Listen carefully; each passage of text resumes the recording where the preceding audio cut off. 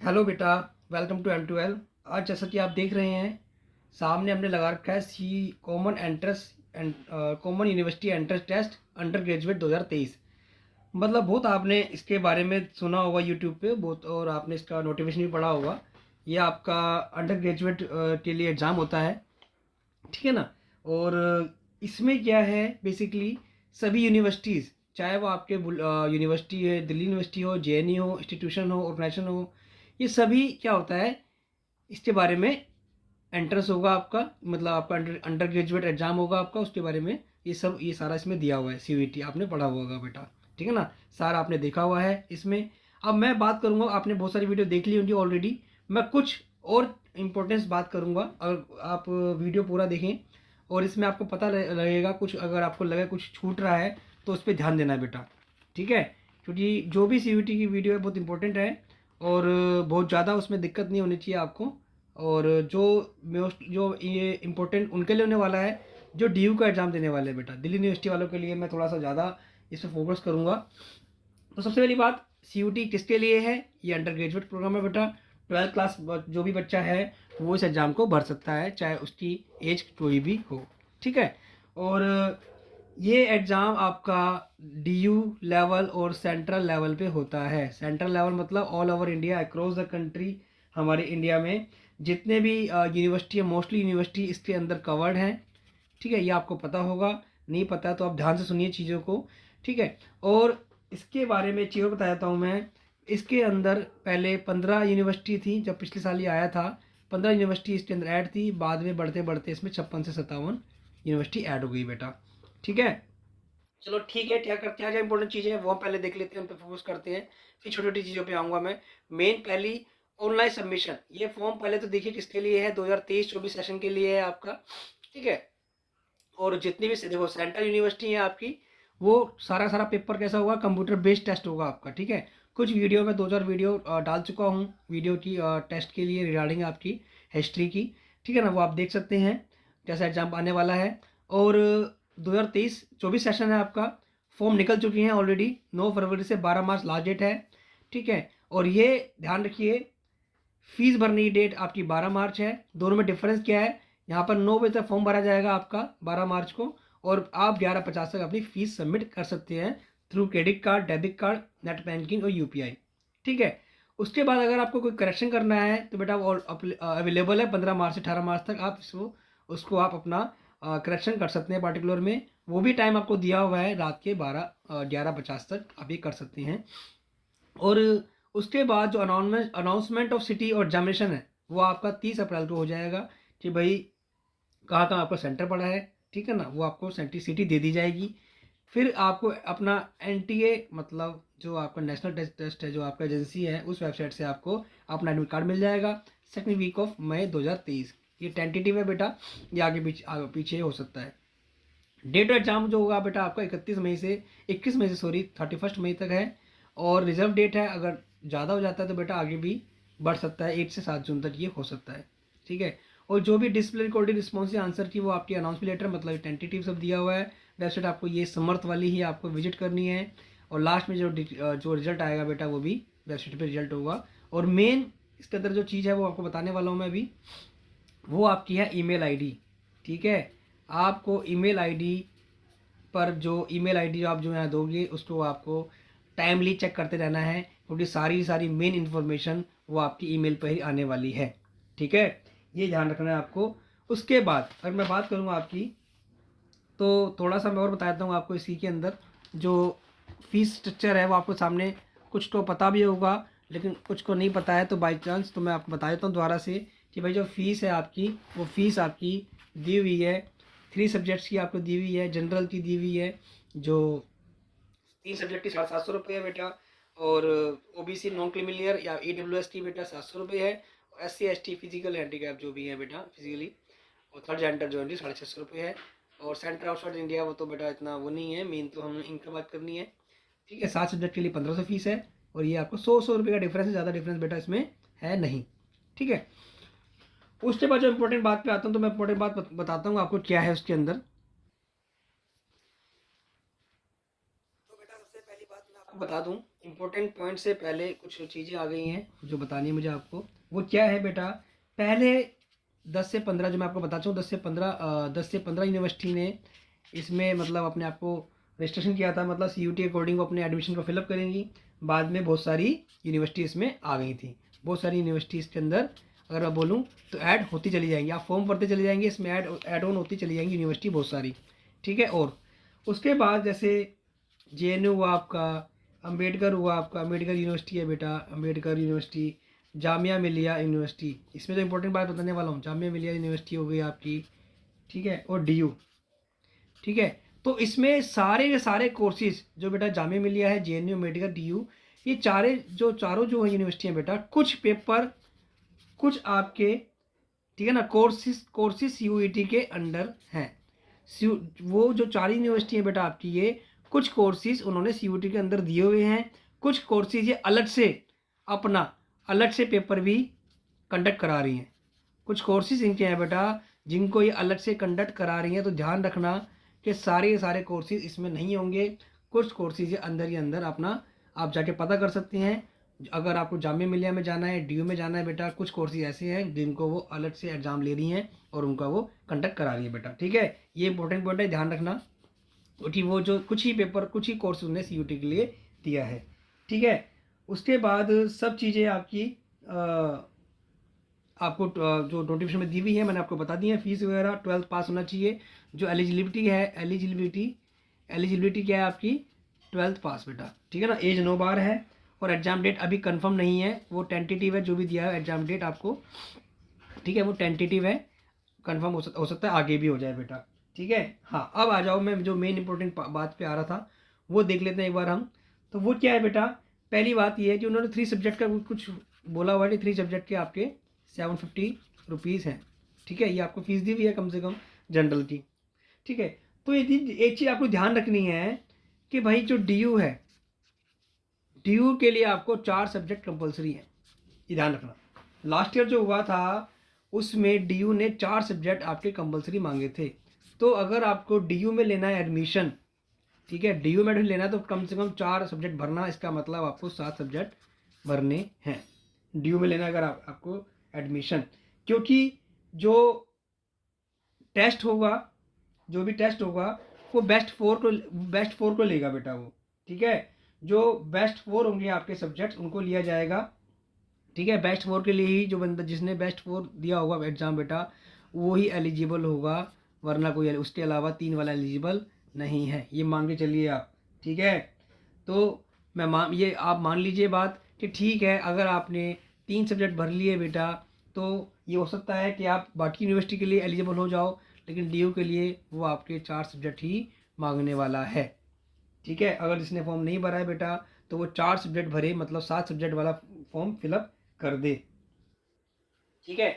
उसके बाद कुछ जैसे मैंने DU का बताया, कुछ और यूनिवर्सिटी भी हो सकती हैं, ठीक है, जो आपके 4 सब्जेक्ट मान सकती हैं। बाकी मोस्टली यूनिवर्सिटी मांग रही हैं कि भाई हम 3 सब्जेक्ट पे ले लेंगे, 3 सब्जेक्ट के लिए ले लेंगे। लेकिन DU के लिए मैं आपको फिर बता रहा हूँ आपको क्या करना है, 4 सब्जेक्ट तो आपको करने ही करने हैं, ठीक है। और उसके बाद अब इसमें आपको एक अच्छा पॉइंट बता रहा हूँ मैं। अच्छा पॉइंट क्या बता रहा हूँ, देखिए आप इस ऐसा करें, 7 सब्जेक्ट भरने हैं अगर आपको, तो उसमें सारे अपने जो आपने 12th में सब्जेक्ट पढ़े हैं वो सारे फिल कर दे, वो आपको आसान रहेगा सोचने में कि भाई हम क्या भरें क्या ना भरें। आपने जो सब्जेक्ट 6 सब्जेक्ट जो आपने 12th में पढ़े वो आप आसानी से इस फॉर्म में भर सकते हैं, ठीक है। उसके बाद मैं बात करूँगा बेटा BCA, BBA, BMS, foreign language या फिर वोकेशनल कोर्स, ठीक है। आप इन सब के लिए मान के चलिए जो आपका जनरल पेपर है वो आपको देना ही होगा, जनरल टेस्ट जो आपका है, ठीक है ना, जो जनरल टेस्ट है आपको देना ही देना है इन सब कोर्सेज के लिए। और भी कोर्सेज हैं, ठीक है। जब अगर आप जनरल टेस्ट पेपर देते हैं तो आपके चांसेस बहुत ज़्यादा बढ़ जाएंगे बेटा, एडमिशन के चांसेस बहुत ज़्यादा बढ़ जाएंगे। अगर आपको इनमें लेना है तो इनमें वोकेशनल जो कोर्सेज हैं इनमें चांसेस हो जाएंगे आपके एडमिशन में ज़्यादा। अगर आप जनरल टेस्ट पेपर देते हैं तो जनरल टेस्ट पेपर ना छोड़िए, ये आपको एडवाइस है कि जनरल पेपर आप भरिए ही भरिए, ये आपको कॉमन पेपर देना ही देना है, छोड़ना बिल्कुल भी नहीं है। DU भी इसको मस्ट मानता है, स्किप नहीं करना है बेटा, ठीक है। अगर उसके बाद मैं बात करूँगा आपका सिलेबस, कि भाई सिलेबस क्या-क्या आएगा, वैसे दिया हुआ है लेकिन मैं आपको बता देता हूँ कि आपको स्ट्रिक्टली कौन-सा अटैच करना है, मतलब कौन-सा सिलेबस देखना है आपको। आपको देखना है बेटा 12th क्लास का सिलेबस आपको अच्छे से आना चाहिए, ठीक है? इसमें जो आप पढ़ के आए हो बेटा वही कोर्स आपको पूरा का पूरा पढ़ना है, ठीक है? यही आपको स्टडी करना है। और इम्पोर्टेंट बात और सुन लीजिए, जो चैप्टर्स आपके कटे हुए हैं, जो चैप्टर्स आपके सिलेबस में कटे हुए हैं, जो सीबीएसई ने काटे हैं, ठीक है, वो चैप्टर भी पढ़ने हैं, वो चैप्टर छोड़ने नहीं है, वो चैप्टर भी आपको पढ़ने हैं, मस्ट। ये मस्ट है। जो चैप्टर कटे हुए हैं सीबीएसई की तरफ से वो यूनिवर्सिटी वाला पेपर पूछ लेगा आपसे, वो भी पढ़ने हैं, छोड़ना नहीं है। अगर मेरी बात समझ पा रहे हैं, क्योंकि पिछली बार लास्ट टाइम भी ऐसा हुआ था, ठीक है, जो पेपर सीबीएसई ने, जो चैप्टर सीबीएसई ने काटे हैं वो आपके पेपर में आए थे, ठीक है। और समझ लीजिए 30% तो ये आपको कवर करेंगे, ठीक है। ये आपको छोड़ना नहीं है, बिल्कुल नहीं छोड़ना, यूनिवर्सिटी नहीं छोड़ेगी इस चैप्टर्स को। उसके बाद जो आपका मैं बताता हूँ आपको, जो कॉमन पेपर है, मैं आपको थोड़ा नोटिफिकेशन में चलते हैं पहले एक बार। तो देखिए इसके अंदर आपको मीडियम दिया हुआ है, मीडियम ध्यान से भरना है आपको भाई। ये लैंग्वेज दी हुई है 13 जो सीबीटी के लिए, कंप्यूटर बेस्ड टेस्ट के लिए बेटा पैटर्न दिया हुआ है, सारा का सारा ऑब्जेक्टिव मल्टी एमसीक्यू आएगा, ठीक है। और आपको ये लैंग्वेज आपको ढंग से भरनी है, जो बंगाली है बंगाली भरे, ठीक है, जो पंजाबी है पंजाबी भरे बेटा, हिंदी वाला हिंदी भरे, तेलुगु वाला तेलुगु, उर्दू वाला Urdu. Language is tested through reading comprehension based on different types of passage, factual, literally, narrative, literally, aptitude and vocabulary। इस बेस पे आपकी लैंग्वेज टेस्ट होगा। लैंग्वेज टेस्ट आपका होने वाला है, जो इसमें आपके पैसेज वगैरह आएंगे बेटा, ठीक है ना। उसके बाद डोमेन सब्जेक्ट कौन से होते हैं बेटा, जो आपने आपके मेन सब्जेक्ट थे, जो आपके 12th में मेन सब्जेक्ट थे बेटा, उनको डोमेन सब्जेक्ट बोलते हैं हम, ठीक है। और जो जनरल टेस्ट है आपका, और ये जो है आपका जो पूरा का पूरा जो टेस्ट होगा बेटा, वो डोमेन जो 12th लेवल पे होगा, 12th क्लास का सिलेबस आएगा बस, ठीक है। ये आपके लिए बहुत अच्छी चीज़ कट किया हुआ है सिलेबस एनटीए वालों ने, सीयूईटी वालों ने। फिर जनरल टेस्ट में क्या क्या आएगा आपका, जनरल नॉलेज कवर करेगा, current affair, general mental ability, numerical ability, quantitative reasoning, simple application of basic mathematical concept, arithmetic, algebra, geometry, mensuration, stats, logical and analytical reasoning. सारा जो भी काम होगा बेटा आपको स्मर्थ वेबसाइट पे करना है, इसको नहीं भूलना है, सारा काम इसी पे होगा बेटा, ठीक है। इसमें क्वेश्चन भी दिए हुए हैं आपको। जनरल टेस्ट में जो होगा पेपर बेटा, 50 क्वेश्चन करने हैं आपको 60 में से, out of 60 you have to complete 50 questions. और ऑटोमेटिक है, जो भी 60 में से आपकी आपकी मतलब वो आपके ऊपर है कि आप कौन से 50 क्वेश्चन करते हैं। 50 करने के बाद 51वां आपका वो लेगा ही नहीं। अगर आप 51 क्वेश्चन करना चाहते हैं तो कंप्यूटर एक्सेप्ट नहीं करेगा, ये ध्यान रखना। आप सोचो कि 60 में से मैं ज़्यादा कर देता हूँ तो नंबर नहीं मिलने वाले बेटा, 50 के नंबर ही मिलेंगे बस। उसके बाद जो अदर सब्जेक्ट हैं बेटा, उनके अंदर 40 में से 35 क्वेश्चन करने हैं, और जो दूसरे सब्जेक्ट है उसके अलावा 50 में से 45। तो आपको ये देखना पड़ेगा, अगर 60 क्वेश्चन आपको दिए हुए हैं तो बेटा उसमें से सिर्फ 50 करने हैं, और अगर क्वेश्चन आपके 40 हैं तो उसमें से आपको 35 करने हैं, अगर क्वेश्चन आपके 50 हैं तो उसमें से आपको 45 करने हैं। ये ध्यान रखना है, लगना नहीं पीछे, और कंप्यूटर उसके बाद एक्सेप्ट नहीं करेगा। ये आपको इंपॉर्टेंट चीज़ बता रहा हूँ मैं, इसके पीछे मत लग जाना कि मैं ज़्यादा फालतू क्वेश्चन कर दूंगा, बस कंप्यूटर एक्सेप्ट नहीं करेगा। फीस के बारे में बता रखा है बेटा आपको, फीस कैसे भरनी है, ठीक है ना। और सारा का सारा जो भी अप्लाई करोगे आप सीयूटी के थ्रू ऑनलाइन मोड करोगे बेटा, और कोई अदर मोड एक्सेप्टेड नहीं है, ठीक है। सारा काम मैं आपको बता चुका हूँ, इस साइड पे होगा। कुछ अप्लीकेशन फॉर्म की इंस्ट्रक्शन है, वो आप एक बार देख लेते हैं हम।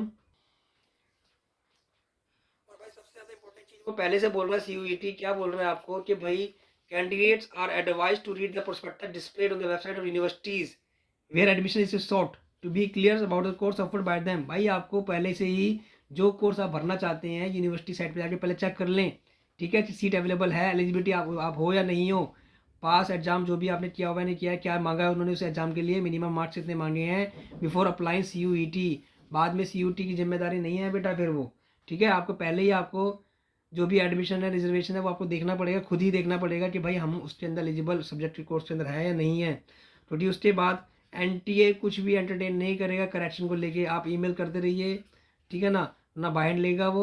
इसलिए ये चीज़ आपकी है बेटा, ये हमारी जिम्मेदारी कि हम फॉर्म देख के भरें, जिस यूनिवर्सिटी का भरना चाहते हैं, जिस कोर्स का भरना चाहते हैं उसके अंदर हम एलिजिबल है या नहीं है, पहले उसको भर लें, कितनी सीट है उसके अंदर ये सब भी देख लें, और जो भी रिजर्वेशन जो भी पॉलिसी है उसको हमें देखना बहुत बनता है बेटा, ठीक है। फॉर्म भरने के लिए भाई आपको सीधी सी बात है कि आपको पासवर्ड मिल जाएगा, आईडी मिल जाएगी, आपको बेटा सिक्योरिटी क्वेश्चन भरना पड़ेगा और आपको उसके बाद ही आप पर्सनल डिटेल भर पाएंगे और एप्लीकेशन नंबर और आपको पासवर्ड हमेशा याद रहेगा, वो आपकी ईमेल आईडी पे भी पहुंच जाएगा बेटा। ठीक है, और ये सब चीज़ें आपको बता रखी है भाई, क्या क्या डॉक्यूमेंट आपको पहले से ही रखना है निकाल के स्कैन करके। तो भाई आपकी photo, sign, category caste certificate अगर आपका है, और PWBD सर्टिफिकेट अगर आपका एप्लीकेबल है, और आपकी जो फोटोग्राफ है बेटा या तो कलर में या ब्लैक एंड वाइट में विद 80% फेस, आपका पूरा फेस दिखना चाहिए विदाउट आपका मास्क विजिबल, इंक्लूडिंग आपके कान भी आपके दिखना चाहिए, पीछे वाइट बैकग्राउंड होना चाहिए, गलत नहीं होना चाहिए बेटा। आपकी फोटोग्राफ का भी साइज दे रखा है और आपका साइन का भी दे रखा है बेटा, और जो आपके जो भी आपका कास्ट सर्टिफिकेट है उसका भी आपको दे रखा है, मतलब सबका आपको दे रखा है साइज कितना होना चाहिए। उसके साथ साथ बेटा आपको ये भी दे रखा है कि भाई डाउनलोड कर लेना है, आपको सेव कर लेना है, प्रिंट निकाल लेना उस कंफर्मेशन पेज का, एप्लीकेशन फॉर्म का आपको, ठीक है ना। और फॉर फ्यूचर रेफरेंसेस एक चीज़ और बताना चाहूँगा मैं आपको, जो भी आपने इन्फॉर्मेशन फॉर्म भरा है बेटा, जो भी चीज़ आपने भर दिया वो ट्रीटेड एज फाइनल, ठीक है। और ये देखिए मैं आपको बताने वाला हूँ कि भाई आपको ये चीज़ तो छोड़नी ही नहीं है, तो आपका एग्ज़ाम ना हो जाए, आपका पूरा पूरा एडमिशन ना हो जाए। All candidate must ensure that they have provided that correct email address and the mobile number. ये आपको करेक्ट करना है बेटा। अगर मोबाइल नंबर पे मैसेज ना है तो ईमेल पे जरूर आता रहेगा बेटा, इसे चेक करते रहना है, इसे छोड़ना बिल्कुल भी नहीं है, क्योंकि जो भी चीज़ें आएंगी रजिस्टर्ड ईमेल आईडी पे मैसेज आएगा, जो भी आएगा बेटा, और एसएमएस आ सकता है मोबाइल नंबर पे ही आएगा, और कुछ वो लेटर वेटर नहीं भेजेंगे आपको। ठीक है, देखिए लिखा है NTA shall not be responsible for any non communication miscommunication the candidate in the email address और mobile number given by him. भाई आपको सबसे पहले बोल रहा हूँ ये सबसे ज़्यादा ज़रूरी है, ईमेल एड्रेस और आपका फ़ोन नंबर एकदम बिल्कुल करेक्ट होना चाहिए। ठीक है, उसके बाद देखिए उसने लिख दिया बेटा, एनटीए ने candidate advise to visit NTA website in check their emails regularly for the last update. बेटा ये देखते रहना है आपको, ठीक है ना। और कोई आपको जो भी एग्जाम सेंटर पेपर देने जाओगे वहाँ को अपने खुद खर्चा करके पूछना है बेटा, खुद ही पूछना है, ठीक है ना। जैसा टाइम और इंडिकेटेड दिया एडमिट कार्ड पे दिया जाएगा बेटा, ठीक है ना। उसके बाद जब आप फॉर्म भर लोगे बेटा, एंटायर प्रोसेस जब आप पूरा कर लोगे ऑनलाइन थ्रू अपलोडिंग स्टैंड सब कुछ कर लोगे आप, there candidate are not required to stand submit, ये आपको कुछ नहीं भेजना है बेटा। अगर आपने फॉर्म भर लिया उसको लेके यहाँ पे नहीं भेजना है, वो अपने पास ही रखना है। और उसके बाद फिर वही चीज़ वो बार बार बता रहा है आपको कि भाई can advise to fill only one application form to take outmost care while filling outmost mobile number email address और also advise to use a mobile number email address are accessible to them may be parent और guardian. One mobile number email address can be use for one application form only और in case of twins one mobile can be use to twin candidate. भाई ऐसे भी हो सकता है, ये सब ध्यान रखना आपको, ठीक है। इतना ज़्यादा इंपॉर्टेंट नहीं है, जो चीज़ थी मैंने आपको बता दी है पहले ही। जो 4 सब्जेक्ट पढ़ने, 4 सब्जेक्ट आपको भरने DU के लिए। उसके बाद आपका जो पेपर जो है कंप्यूटर बेस्ड ही होगा बेटा। मीडियम मैं आपको बता चुका हूँ क्या होगा, मीडियम आपका ये होगा, ये सारा आपका सारी लैंग्वेज साथ में दी होंगी। एक चीज़ और ध्यान रखना है आपको, पेपर जैसे पिछली बार क्या हुआ था, जैसे बाइलिंगुअल पेपर आया था, बहुत लोग बच्चों का जो आया था पेपर बाइलिंगुअल आया था और किसी का सिंगल लैंग्वेज में भी आ गया था, ठीक है। तो ये फॉर्म भी ध्यान से भरना है आपको, लैंग्वेज देख लें आपकी लैंग्वेज क्या है बेटा। बाकी आज आपको बता रखा है पूरा का पूरा, ये सारा दिया हुआ है बेटा इसके अंदर, एग्जामिनेशन सेंटर और क्या लैंग्वेज वहाँ पे यूज़ होगी, ठीक है ना। तो ये आपको देखो लिखा हुआ है, यहाँ पे भी लिखा है option language for question paper should be exercise while filling of the form, it can not be change at the later stage. ये ध्यान रखना है बेटा, ठीक है। अच्छे से पढ़ लेना पहले, इसलिए बता रहा हूँ मैं आपको, फॉर्म आपने अच्छे से पढ़ लिया नहीं पढ़ा है, ठीक है। और इसने बोल दिया है correctness of the question in all question paper the English version take as final. मतलब अगर आपको लगता है कि हिंदी में क्वेश्चन गलत दिया हुआ है तो इंग्लिश वर्जन फॉलो होगा, इंग्लिश को ही माना जाएगा।